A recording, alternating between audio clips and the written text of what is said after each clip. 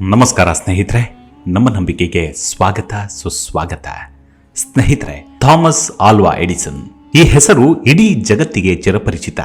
Edison ಅವರು ಇಂದು ನಾವೇನನ್ನ ಉಪಯೋಗಿಸುತ್ತಿದ್ದೇವೋ ಅಂತಹ ಬಹುತೇಕ ವಸ್ತುಗಳಿಗೆ ಪ್ರತ್ಯಕ್ಷವಾಗಿ ಇಲ್ಲವೇ ಪರೋಕ್ಷವಾಗಿ ಕಾರಣಕರ್ತರಾಗಿ ಹಾಗೂ ಮುಂದೆ ಬರುವಂತಹ ಹಲವಾರು ಬುದ್ಧಿವಂತ ಸಾಹಸಿಗಳಿಗೆ ಪ್ರೇರಕರೂ ಆದವರು. ಪರಿಶ್ರಮ, ಬುದ್ಧಿವಂತಿಕೆ, ವ್ಯವಹಾರ ಚಾತುರ್ಯ ಇವುಗಳ ಸಂಗಮವೇ ಯಶಸ್ಸು ಎನ್ನುವುದಕ್ಕೆ ಮಾದರಿ Thomas Alva Edison. Thomas Alva Edison ಅವರು ಕಂಡುಹಿಡಿದಷ್ಟು ಹೊಸ ಹೊಸ ಆವಿಷ್ಕಾರಗಳನ್ನು ಇತ್ತೀಚಿನವರೆಗೆ ಯಾರೂ ಕೂಡ ಮಾಡಿಲ್ಲ. ಅವರು ಸದಾ ಪರಿಶ್ರಮಿ. ಅವರೊಮ್ಮೆ ಹೀಗೆ ಘೋಷಣೆ ಮಾಡ್ತಾರೆ, ಪ್ರಯೋಜನವಿಲ್ಲದನ್ನ, ಲಾಭವಿಲ್ಲದನ್ನ ನಾನು ಕಂಡುಹಿಡಿಯುವುದೇ ಇಲ್ಲ ಎಂದು. ಅವರ ಹೆಸರಿನಲ್ಲಿರುವಷ್ಟು ಪೇಟೆಂಟ್ಗಳು ಮತ್ತಾರ ಹೆಸರಿನಲ್ಲಿಯೂ ಇರಲಿಲ್ಲ. ಇಡೀ ಜಗತ್ತಿಗೆ ವಿದ್ಯುತ್ ಬೆಳಕನ್ನ ನೀಡಿದ ವಿಜ್ಞಾನಿ, ಸಂಶೋಧಕನ ಕುರಿತಾದ ಕೆಲವೊಂದಷ್ಟು ವಿಚಾರಗಳನ್ನ ಇವತ್ತಿನ ಸಂಚಿಕೆಯಲ್ಲಿ ತಿಳಿದುಕೊಳ್ತಾ ಹೋಗೋಣ. ಅದಕ್ಕೂ ಮುನ್ನ ನಮ್ಮ ನಂಬಿಕೆಗೆ ನಿಮ್ಮ ಬೆಂಬಲವಿರಲಿ. ಸ್ನೇಹಿತರೆ, ಇವತ್ತು ಥಾಮಸ್ ಆಲ್ವಾ ಎಡಿಸನ್ ಇಡೀ ಜಗತ್ತಿಗೆ ಚಿರಪರಿಚಿತರು. ಆದರೆ ಅದಕ್ಕಾಗಿ ಅವರು ಅನುಭವಿಸಿದ ಪಾಡು, ಪಟ್ಟ ಕಷ್ಟ ಅಷ್ಟಿಷ್ಟಲ್ಲ. ಅವರ ಬಾಲ್ಯ ಕಡು ಬಡತನದಾಗಿತ್ತು. ದಡ್ಡ ಹುಡುಗ ಎಂಬೆಲ್ಲ ಕೀಳರಿಮೆಗಳಿಂದ ಹೊರಬಂದು ಅವರು ಗಳಿಸಿದ ಕೀರ್ತಿ ಸದಾ ಅನುಕರಣೀಯ. ಥಾಮಸ್ ಆಲ್ವಾ ಎಡಿಸನ್ ಫೆಬ್ರವರಿ 11, 1847 ಅಮೆರಿಕದ ಒಹಿಯೋದ ಮಿಲನ್ ಎಂಬ ಸಣ್ಣ ಪಟ್ಟಣದಲ್ಲಿ ಮಧ್ಯಮ ವರ್ಗದ ಕುಟುಂಬದಲ್ಲಿ ಜನಿಸ್ತಾರೆ. ಚಿಕ್ಕವನಿದ್ದಾಗ ಥಾಮಸ್ ಆಲ್ವಾ ಎಡಿಸನ್ ತುಂಬಾ ಕಿಡಿಗೇಡಿ ಹುಡುಗ. ಅದಕ್ಕಾಗಿ ಎಲ್ಲರಿಂದಲೂ ಚೆನ್ನಾಗಿ ಬಯಸಿಕೊಳ್ತಿದ್ರು. ಆಗಾಗ ಏಟು ಕೂಡ ತಿನ್ನುತ್ತಿದ್ದ. ಈತನ ಅಂದಿನ ಕಿಡಿಗೇಡಿತನದ ಹಿಂದೆ ಎಷ್ಟು ಅತ್ಯದ್ಭುತವಾದ ಪ್ರತಿಭಾಶಕ್ತಿ ರೂಪುಗೊಳ್ಳಲಿತ್ತು ಎಂಬುದು ಬಹುಶಃ ಯಾರಿಗೂ ತಿಳಿದಿರಲಿಲ್ಲ. ಮೊಟ್ಟೆಗಳಿಗೆ ಕಾವು ಕೊಡಲು ಕೋಳಿಯೇ ಆಗಬೇಕೆ, ಮನುಷ್ಯರು ಕಾವು ಕೊಡಬಹುದಲ್ವಾ ಎಂದು ಭಾವಿಸಿದ ಹುಡುಗ ಮೊಟ್ಟೆಗಳ ಮೇಲೆ ಕುಳಿತು ಕಾವು ಕೊಟ್ಟು ಮರಿಗಳು ಹೊರಬರುವುದನ್ನು ಎದುರು ನೋಡುತ್ತಾ ಕುಳಿತಿದ್ದ. ಮಿಚಿಗನ್ ಪ್ರಾಂತ್ಯದ ಪೋರ್ಟ್ ಹುರಾನ್ನಲ್ಲಿ ಶಾಲೆಯಲ್ಲಿ ಶಿಕ್ಷಕರಿಗೆ ಕಿರಿಕಿರಿಯಾಗುವಂತಹ ಪ್ರಶ್ನೆಗಳನ್ನು ಕೇಳುವುದು, ಪಾಠದ ಕಡೆಗೆ ಲಕ್ಷ್ಯ ಕೊಡದೆ ಸ್ಲೇಟಿನ ಮೇಲೆ ಏನಾದರೂ ಗೀಚುವುದು ಮಾಡುತ್ತಿದ್ದ. ಆತನ ಶಿಕ್ಷಕಿ ಚೆನ್ನಾಗಿ ಬೈದ ಮೇಲೆ ಶಾಲೆಯನ್ನೇ ಬಿಟ್ಟ. ತಾಯಿಯೇ ಆತನಿಗೆ ಮನೆಯಲ್ಲೇ ಪಾಠ ಹೇಳಿಕೊಡಬೇಕಾಯಿತು. ಬಲೂನುಗಳಿಗೆ ಅನಿಲ ತುಂಬಿದಾಗ ಅವು ಹಾರುತ್ತವೆ, ಹಾಗೆಯೇ ಅನಿಲ ತುಂಬಿದ ಮನುಷ್ಯ ಹಾರಬಹುದಾ ಎಂಬ ಆಲೋಚನೆಯಿಂದ ಎಡಿಸನ್ ಆ ಪ್ರಯೋಗವನ್ನು ಮಾಡಿದ. ಅನಿಲ ಹೊರಡಿಸುವ ಸೈಡ್ ಲಿಡ್ಸ್ ಪುಡಿಯನ್ನ ತಮ್ಮ ಮನೆಯಲ್ಲೇ ಕೆಲಸ ಮಾಡುತ್ತಿದ್ದ ಹುಡುಗನೊಬ್ಬನಿಗೆ ತಿನ್ನಿಸಿದ. ಆತ ಹಾರುವ ಬದಲು ಹೊಟ್ಟೆ ನೋವಾಗಿ ನೆಲದ ಮೇಲೆ ಬಿದ್ದ. ಆ ಕ್ಷಣ ಥಾಮಸ್ ಎಡಿಸನ್ಗೆ ಪೋಷಕರು ಹಿಗ್ಗಾಮುಗ್ಗ ಥಳಿಸ್ತಾರೆ. ತಮ್ಮ 7ನೇ ವಯಸ್ಸಿನಲ್ಲಿ ಮೊದಲ ಬಾರಿಗೆ ಶಾಲೆಗೆ ಸೇರಿದ ಥಾಮಸ್ ಅವರ ಓದು ಕೇವಲ 3 ತಿಂಗಳುಗಳ ಕಾಲ ಶಾಲೆಯಲ್ಲಿ ನಡೆಯುತ್ತೆ. ಯಾಕಂದ್ರೆ ಅವರಿಗೆ ಓದಿನಲ್ಲಿ ಸಂಪೂರ್ಣ ನಿರಾಸಕ್ತಿ ಮತ್ತು ಬೌದ್ಧಿಕ ವಿಕಾರತೆ ಇದ್ದುದರಿಂದ ಪ್ರಾಂಶುಪಾಲರು ಮತ್ತು ಶಿಕ್ಷಕರು ಅವರನ್ನ ಶಾಲೆಯಿಂದಲೇ ಹೊರದೂಡಿದ್ರು. ಥಾಮಸ್ ಅನುಭವಿಸಿದ ಸ್ಕಾರ್ಲಟ್ಟಿನ ಜ್ವರದಿಂದ ಉಂಟಾದ ಕಿವುಡುತನ ಮತ್ತು ಕೆಲವು ಮಾನಸಿಕ ಬದಲಾವಣೆಗಳ ಗುಣಲಕ್ಷಣಗಳು ಥಾಮಸ್ರನ್ನ ಶಾಲೆಗೆ ಸೂಕ್ತವಲ್ಲವೆಂದು ಪರಿಗಣಿಸಿಬಿಟ್ರು. ಅದೃಷ್ಟವಶಾತ್ ಅವರ ತಾಯಿ ಶಿಕ್ಷಕರಾಗಿದ್ದವರು. ಹಾಗಾಗಿ ತನ್ನ ಮಗನಿಗೆ ಶಿಕ್ಷಣದ ಜವಾಬ್ದಾರಿಯನ್ನ ತಾವೇ ವಹಿಸಿಕೊಳ್ತಾರೆ. ತನ್ನ ಮಗ ಸಾಮಾನ್ಯರಂತೆ ಬದುಕಬೇಕೆಂಬ ಮಹದಾಸೆಯಂತೆ ಗಣಿತ, ವಿಜ್ಞಾನ, ಇಂಗ್ಲಿಷ್, ಭೂಗೋಳಶಾಸ್ತ್ರಗಳನ್ನು ಕಲಿಸ್ತಾರೆ. ಓದಲು ಸಾವಿರಾರು ವಿಜ್ಞಾನ ಪುಸ್ತಕಗಳನ್ನು ಮಗನಿಗೆ ತಂದುಕೊಡ್ತಾರೆ. ಮನೆಯಲ್ಲಿಯೇ ಪ್ರಯೋಗಶಾಲೆಯನ್ನ ಮಾಡಿಕೊಡ್ತಾರೆ. ಅದೊಂದು ಕನಸಿನ ಪ್ರಯೋಗ. ತಾಯಿಯೇ ಮಗನಿಗಾಗಿ ಸೃಷ್ಟಿಸಿದ ಮತ್ತೊಂದು ಪ್ರಪಂಚ ಅದಾಗಿತ್ತು. ಥಾಮಸ್ ಬಾಲಕನಾಗಿದ್ದಾಗಲೇ ಅಮ್ಮನ ಕನಸಿನ ಪ್ರಕಾರವೇ ಬೆಳೆದ. ತಾಯಿಯೇ ಇಡೀ ಜಗತ್ತಿಗೆ ತನ್ನ ಮಗನ ಸಾಮರ್ಥ್ಯ ಎಂಥದ್ದು ಅನ್ನೋದನ್ನು ಪರಿಚಯಿಸಲು ದಾರಿ ಮಾಡಿಕೊಟ್ರು. ಇನ್ನು 15 ವರ್ಷದವನಿದ್ದಾಗಲೇ ಎಡಿಸನ್ ದಿ ವೀಕ್ಲಿ ಹೆರಾಲ್ಡ್ ಎಂಬ ತನ್ನದೇ ಆದ ಒಂದು ಸಾಪ್ತಾಹಿಕ ಪತ್ರಿಕೆಯನ್ನು ಪ್ರಕಟಿಸಿದ. ರೈಲು ಡಬ್ಬಿಯನ್ನೇ ಪ್ರಯೋಗಾಲಯ ಮಾಡಿಕೊಂಡು ಪ್ರಯೋಗಗಳನ್ನು ಮುಂದುವರಿಸಿದ. ಒಮ್ಮೆ ರಂಜಕದ ತುಂಡು ಬಿದ್ದು ರೈಲು ಡಬ್ಬಿಗೆ ಬೆಂಕಿ ಹೊತ್ತಿದಾಗ ಗಾರ್ಡ್ ಆತನ ಕಿವಿ ಹಿಡಿದು ಥಳಿಸಿದ.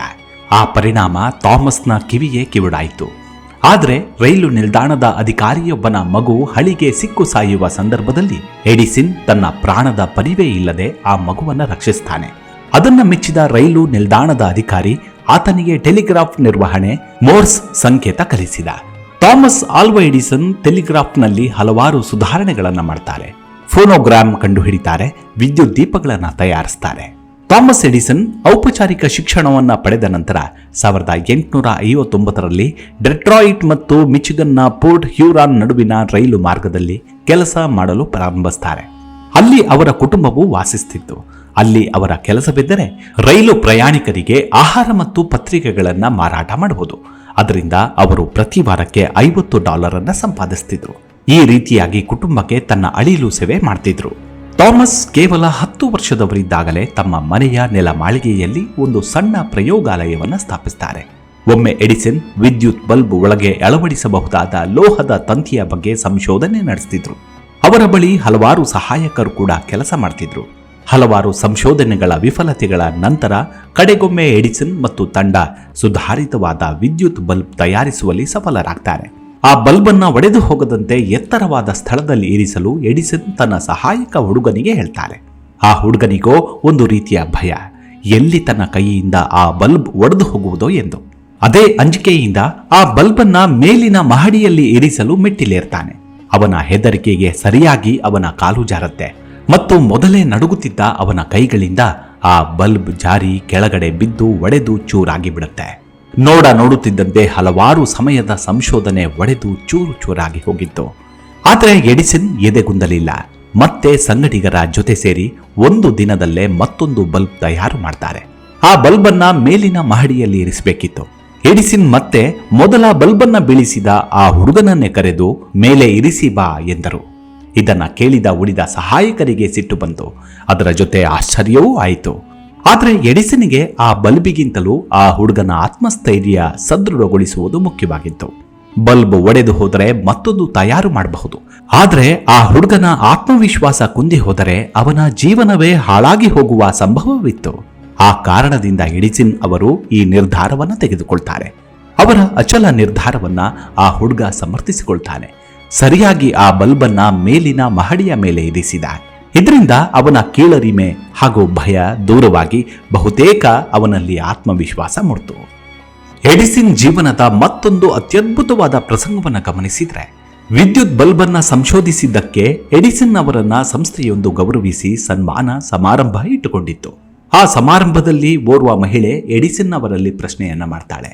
ನೀವು ವಿದ್ಯುತ್ ಬಲ್ಬ್ ಒಳಗಡೆ ಅಳವಡಿಸುವ ಸೂಕ್ತ ಲೋಹಕ್ಕಾಗಿ ಎಷ್ಟೊಂದು ಪ್ರಯೋಗಗಳನ್ನ ಮಾಡಿದ್ದೀರಿ. ನೀವು ಸುಮಾರು 50ಕ್ಕೂ ಅಧಿಕ ಬಗೆಯ ಲೋಹದ ತಂತಿಗಳನ್ನು ಬಳಸಿ ವಿಫಲರಾದಿರೆಂದು ತಿಳಿದುಕೊಂಡೆ. ಆ ಮೂಲಕ ನಿಮ್ಮ ಸಂಶೋಧನೆಗೆ ತೆಗೆದುಕೊಂಡ ಸಮಯ ಹಾಳು ಮಾಡಿದಂತೆ ಆಗಲಿಲ್ಲವಾ ಎಂದರು. ಅದಕ್ಕೆ ಎಡಿಸನ್ ಹೇಳ್ತಾರೆ, ನಿಮ್ಮ ಮಾತು ಸತ್ಯವಲ್ಲ. ನಾನು ಯಾವ ಲೋಹದ ತಂತಿಯನ್ನ ವಿದ್ಯುತ್ ಬಲ್ಬ್ ಒಳಗಡೆ ಬಳಸಿ ವಿಫಲನಾದೆನೋ ಅವುಗಳ ಬಳಕೆ ವಿದ್ಯುತ್ ದೀಪಕ್ಕೆ ಆಗಲಾರದು ಎಂಬ ಸಂಶೋಧನೆ ಆಯಿತಲ್ವಾ. ಇದರಿಂದ ನಾನು ಬಲ್ಬ್ ಕಂಡು ಹಿಡಿಯಲು ಒಂದು ಪಕ್ಷ ವಿಫಲನಾಗಿದ್ದರೂ ಭವಿಷ್ಯದಲ್ಲಿ ಯಾರಾದರೂ ಸಂಶೋಧಕರು ನಾನು ಬಳಸಿ ವಿಫಲವಾದ ಲೋಹಗಳನ್ನ ಮತ್ತೊಮ್ಮೆ ತಮ್ಮ ಪ್ರಯೋಗಕ್ಕಾಗಿ ಬಳಸುವುದು ಅವಶ್ಯಕವಿಲ್ಲ ಎಂದು ತಿಳಿಯುತ್ತಿಲ್ವಾ ಎಂದು ಉತ್ತರವನ್ನ ನೀಡ್ತಾರೆ. ಎಡಿಸನ್ ತುಂಬಾ ಪರಿಶ್ರಮ ಪಟ್ಟು ಬಲ್ಬ್ ಅನ್ನೇನೋ ಕಂಡು ಹಿಡಿದಿದ್ದಾಯಿತು. ಅದರ ತಯಾರಿಕೆ ಪ್ರಾರಂಭವಾಗುತ್ತೆ. ಫ್ಯಾಕ್ಟರಿ ಶುರುವಾಗಿ ಬಲ್ಬ್ಗಳು ಮಾರಾಟಕ್ಕೆ ಬರತೊಡಗಿದವು. ಎಡಿಸನ್ ಲೆಕ್ಕ ಹಾಕ್ತಾರೆ. ಒಂದು ಬಲ್ಬ್ ತಯಾರಾಗಲು $1 ಖರ್ಚಾಗ್ತಿತ್ತು. ಆದರೆ ಎಡಿಸನ್ ಬಲ್ಬ್ ಅನ್ನ 40 ಸೆಂಟಿಗೆ ಮಾರಾಟ ಮಾಡತೊಡಗಿದ್ರು. ಅಂದರೆ ಪ್ರತಿಯೊಂದು ಬಲ್ಬಿನಿಂದಲೂ 60 ಸೆಂಟ್ ನಷ್ಟವಾಗ್ತಿತ್ತು. ಕಂಪನಿಯ ಸಿಬ್ಬಂದಿಗಳು ಎಡಿಸನ್ರಿಗೆ ಬುದ್ಧಿ ಹೇಳಿ ಬೆಲೆಯನ್ನ $1 ಇಡಲು ಹೇಳ್ತಾರೆ. ಆದರೆ ಅವರು ಕೇಳಲಿಲ್ಲ. ನಂತರ ಮತ್ತೆ ಬ್ಯಾಂಕಿಗೆ ಹೋಗಿ ಸಾಲ ಪಡೆದು ಮತ್ತಷ್ಟು ಹೆಚ್ಚು ಬಲ್ಬುಗಳನ್ನು ತಯಾರಿಸ್ತಾರೆ. ತಯಾರಿಕೆ ಹೆಚ್ಚಾದ್ದರಿಂದ ಪ್ರತಿ ಬಲ್ಬಿನ ತಯಾರಿಕಾ ವೆಚ್ಚ ಕಡಿಮೆಯಾಗಿ 60 ಸೆಂಟ್ ಆಗತ್ತೆ. ಆದರೂ ಎಡಿಸನ್ ಅವುಗಳನ್ನು 40 ಸೆಂಟಿಗೆ ಮಾರತೊಡಗುತ್ತಾರೆ. ಈಗ ಬೃಹತ್ ಪ್ರಮಾಣದಲ್ಲಿ ಬಲ್ಬ್ ತಯಾರಿಸಲು ಮತ್ತೆ ಬ್ಯಾಂಕಿಗೆ ಸಾಲಕ್ಕೆ ಹೋಗ್ತಾರೆ. ಆದರೆ ಬ್ಯಾಂಕ್ನವರು ಸಾಲ ಕೊಡಲು ಸಾಧ್ಯವಿಲ್ಲ ಎಂದು ಬಿಡ್ತಾರೆ. ನಿಮಗೇನಾದರೂ ವ್ಯವಹಾರ ಜ್ಞಾನ ಇದೆಯಾ? ತಯಾರಿಕಾ ವೆಚ್ಚ $1 ಇದ್ದಾಗ ನೀವು 40 ಸೆಂಟಿಗೆ ಮಾರಿದಿರಿ. ನಂತರ ತಯಾರಿಕಾ ವೆಚ್ಚ 60 ಸೆಂಟ್ ಆದಾಗಲೂ 40ಕ್ಕೆ ಮಾರುತ್ತಿದ್ದೀರಿ. ನೀವು ದಿವಾಳಿ ಆಗಲೇಬೇಕು ಎಂದು ಹಠ ತೊಟ್ಟಂತೆ ಕಾಣುತ್ತೆ. ಇಂತಹ ಕಂಪನಿಗೆ ನಾವು ಧನ ಸಹಾಯವನ್ನ ಮಾಡಲಾರೆವು ಎಂದು ಖಂಡಿತವಾಗಿ ಹೇಳಿದ್ರು ಬ್ಯಾಂಕ್ ಮ್ಯಾನೇಜರ್. ಆದರೆ ಎಡಿಸನ್ ಸುಮ್ಮನೆ ಕೂರಲಿಲ್ಲ. ಅವರೊಂದಿಗೆ ವಾದ ಮಾಡ್ತಾರೆ, ಬೇಡಿಕೊಳ್ತಾರೆ, ತನ್ನ ಕಾರ್ಖಾನೆಯನ್ನೇ ಒತ್ತೆ ಇಡುವುದಾಗಿ ಹೇಳ್ತಾರೆ. ಕೊನೆಗೆ ಆ ಮುಚ್ಚಳಿಕೆಗೆ ಒಪ್ಪಿ ಸಾಲವನ್ನು ನೀಡ್ತಾರೆ. ಈ ಬಾರಿ ಲಕ್ಷಾಂತರ ಬಲ್ಬುಗಳನ್ನು ತಯಾರಿಸ್ತಾರೆ. ಈಗ ಬಲ್ಬಿನ ತಯಾರಿಕಾ ವೆಚ್ಚ 20 ಸೆಂಟ್ ಆಯಿತು. ಆದರೂ ಎಡಿಸನ್ 40 ಸೆಂಟಿಗೆ ಮಾರ್ತಾರೆ. ಅವರಿಗೆ ಎಷ್ಟು ಲಾಭ ಬಂತೆಂದರೆ ಹಿಂದಿನ ನಷ್ಟವೆಲ್ಲ ಕೊಚ್ಚಿ ಹೋಯಿತು. ಜನ ಬೆರಗಾದರೂ ಅದು ಯಾಕೆ ಮೊದಲೇ ಹಾಗೆ ನಷ್ಟದಲ್ಲಿ ಮಾರಿದಿರಿ ಎಂದು ಕೇಳಿದಾಗ ಎಡಿಸನ್ ಹೇಳ್ತಾರೆ, ಮೊದಲಿಗೆ ನಾನು ಬೆಲೆ ಜಾಸ್ತಿ ಮಾಡಿದ್ದರೆ ಬಹಳ ಜನ ಕೊಂಡುಕೊಳ್ತಿರಲಿಲ್ಲ. ಅವರಿಗೆ ವಿದ್ಯುತ್ ಬಲ್ಬಿನ ಉಪಯುಕ್ತತೆಯ ಅರಿವಾದರೆ ಅವರು ಅದನ್ನು ಬಿಟ್ಟಿರುವುದು ಸಾಧ್ಯವಿಲ್ಲ. ಆಗ ನಾನು ಬೆಲೆ ಹೆಚ್ಚು ಮಾಡಿದರೂ ಯಾರೂ ಗೊಣಗದೆ ಕೊಂಡುಕೊಳ್ತಾರೆ. ಇದು ಎಡಿಸನ್ರ ವ್ಯವಹಾರ ಚತುರತೆ. ಆಗ ಎಡಿಸನ್ರು ಸ್ಥಾಪಿಸಿದ ಜನರಲ್ ಎಲೆಕ್ಟ್ರಿಕ್ ಕಂಪನಿ ಇಂದು ಪ್ರಪಂಚದಾದ್ಯಂತ ಅನೇಕ ಸಹಸ್ರ ಕೋಟಿ ಡಾಲರ್ಗಳ ವ್ಯವಹಾರ ನಡೆಸುತ್ತಿದೆ. ಪರಿಶ್ರಮ, ಬುದ್ಧಿವಂತಿಕೆ, ವ್ಯವಹಾರ ಚಾತುರ್ಯ ಇವುಗಳ ಸಂಗಮವೇ ಯಶಸ್ಸು ಎನ್ನುವುದಕ್ಕೆ ಥಾಮಸ್ ಆಲ್ವಾ ಎಡಿಸನ್ರೇ ಮಾದರಿ. ಥಾಮಸ್ ಆಲ್ವಾ ಎಡಿಸನ್ ಗ್ರಾಮಫೋನ್, ವಿದ್ಯುತ್ ದೀಪ, ಕೈನಟೋಸ್ಕೋಪ್, ಸಂಚಯನ ವಿದ್ಯುತ್ ಕೋಶ, ಕಬ್ಬಿಣದ ಅದಿರು ಬೇರ್ಪಡಿಸುವ ಕಾಂತೀಯ ಸಲಕರಣೆ ಮೊದಲಾದ ಅಮೂಲ್ಯ ವಸ್ತುಗಳನ್ನು ಜಗತ್ತಿಗೆ ನೀಡಿದ ಮಹಾಜ್ಞಾನಿ. ಇಂತಹ ಹಲವಾರು ಪ್ರಸಂಗಗಳು ಎಡಿಸನ್ ಜೀವನದಲ್ಲಿ ನಡೆದಿವೆ. ಎಡಿಸನ್ ಮಾಡಿದಷ್ಟು ಆವಿಷ್ಕಾರಗಳನ್ನು ಜಗತ್ತಿನಲ್ಲಿ ಇದುವರೆಗೆ ಬೇರೆ ಯಾವ ವಿಜ್ಞಾನಿಯೂ ಮಾಡಲಿಲ್ಲ. 1103ರಷ್ಟು ಆವಿಷ್ಕಾರಗಳು ಆತನ ಹೆಸರಿನಲ್ಲಿವೆ. 300ಕ್ಕೂ ಅಧಿಕ ಪೇಟೆಂಟ್ ಅನ್ನು ಪಡೆದ ಜಗತ್ತಿನ ಏಕೈಕ ವಿಜ್ಞಾನಿ ಅಂದರೆ ಅದು ಥಾಮಸ್ ಆಲ್ವಾ ಎಡಿಸನ್. ಚಲನಚಿತ್ರ ಕ್ಯಾಮೆರಾ, ಕೈನಟೋಸ್ಕೋಪ್, ಸಂಚಯನ ವಿದ್ಯುತ್ ಕೋಶ, ಕಾಂತೀಯ ಸಲಕರಣೆಗಳು ಮೊದಲಾದವುಗಳನ್ನು ಮಾರುಕಟ್ಟೆಗೆ ತಂದರು. ಕಿಡಿಗೇಡಿಯಾಗಿದ್ದ ಹುಡುಗ ಈಗ ಪವಾಡ ಪುರುಷ ಆದರು. 1889ರಲ್ಲಿ ವಾಕ್ ಚಲನಚಿತ್ರಗಳನ್ನು ಎಡಿಸನ್ ಪ್ರದರ್ಶಿಸಿದರು. ಇಂತಹ ಮಹಾನ್ ಸಾಧಕ ಥಾಮಸ್ ಆಲ್ವಾ ಎಡಿಸನ್ 1931ರ ಅಕ್ಟೋಬರ್ 31ರಂದು ನಿಧನರಾಗ್ತಾರೆ. 1956ರಲ್ಲಿ ಅಮೆರಿಕ ದೇಶವು ವೆಸ್ಟ್ ಆರೆಂಜ್ನಲ್ಲಿನ ಎಡಿಸನ್ ಸಂಶೋಧನಾಲಯವನ್ನು ರಾಷ್ಟ್ರೀಯ ಸ್ಮಾರಕವಾಗಿ ಘೋಷಿಸಿತು. ಇದು ಬದುಕಿನಲ್ಲಿ ನಿಜವಾದ ಸಾಧನೆ ಎಂದರೆ ಸೋತವರಿಗೆ ಸ್ಫೂರ್ತಿಯಾಗುವಂತಹ ಪುಣ್ಯಾತ್ಮಗಳಲ್ಲಿ ಒಬ್ಬರು ಥಾಮಸ್ ಆಲ್ವಾ ಎಡಿಸನ್. ಮುಂದಿನ ಸಂಚಿಕೆಯಲ್ಲಿ ಮತ್ತೆ ಸಿಗೋಣ. ಅಲ್ಲಿವರೆಗೂ ನಿಮ್ಮ ಆರೋಗ್ಯದ ಕಡೆ ಗಮನವಿರಲಿ. Take care. ನಮಸ್ಕಾರ.